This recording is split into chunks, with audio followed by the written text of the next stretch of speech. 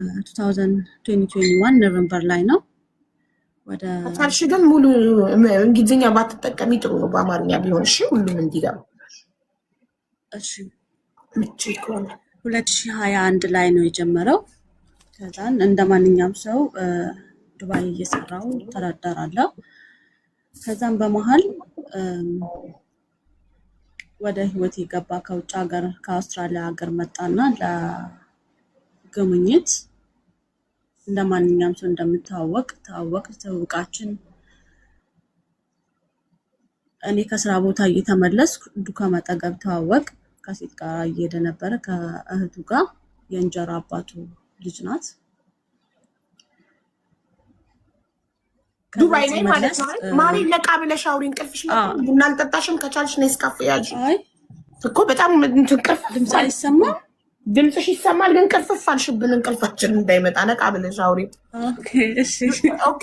በ2021 ላይ ኢማራት ነዋሪ ነኝ። እናም ዱካም ሬስቶራንት ልመገብ ሄጄ የሆነ ግለሰብ ተዋወቅኩ ነው። እንደዚህ ቅልጥፍ ነቃ ብለሽ እሺ።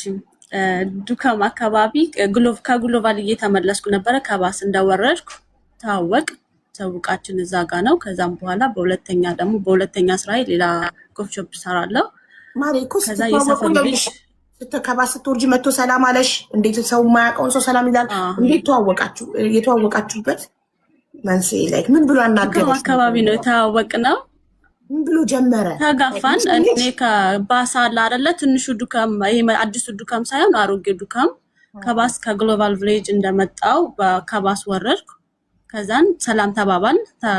ከባስ ወርድ ስንጋፋ ምኑ ነክ ነው ምናምን አልኩት። ያበሻ ነክ እንዳልኩት ተዋወቅን፣ ስልክ ተለዋወጥ። ከዛን የዛኑ ቀን የሰፈሩ ልጅ ይዛው መጣች፣ የምሰራበት ሁለተኛ ኮፍ ሾፕ ስራ ደግሞ ማለት ነው። ከዛን እያልን እያወራን ቀጠል። ከዛም በኋላ ንካ ላረግልሽ እፈልጋለሁ አለኝ። እሺ አልኩት። ከዛም በኋላ ስራዬን አቁሜ ንካ አረገልኝ። አብረን መኖር ጀመር። ቤት ተከራይተን እየኖርን እያለን በጣም ያበዛል፣ ወደ ውጭ መውጣት ያበዛል፣ ማደራ ያበዛል። የት ነው የምታድረው? ወዴት ነው የምትሄደው ስለው ጓደኛዬ ከውጭ መጥቶ ነው እለኛል። እሺ አልኩት።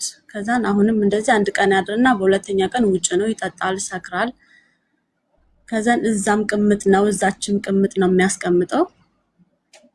ከዛም በኋላ እያልኩ ኦኬ እውነትም ጓደኛው መጣ፣ ቤቴ ይዞት መጣ። ተከራይተን የምንኖርበት ቤት ማለት ነው። ከዛን ጓደኛ ይሄ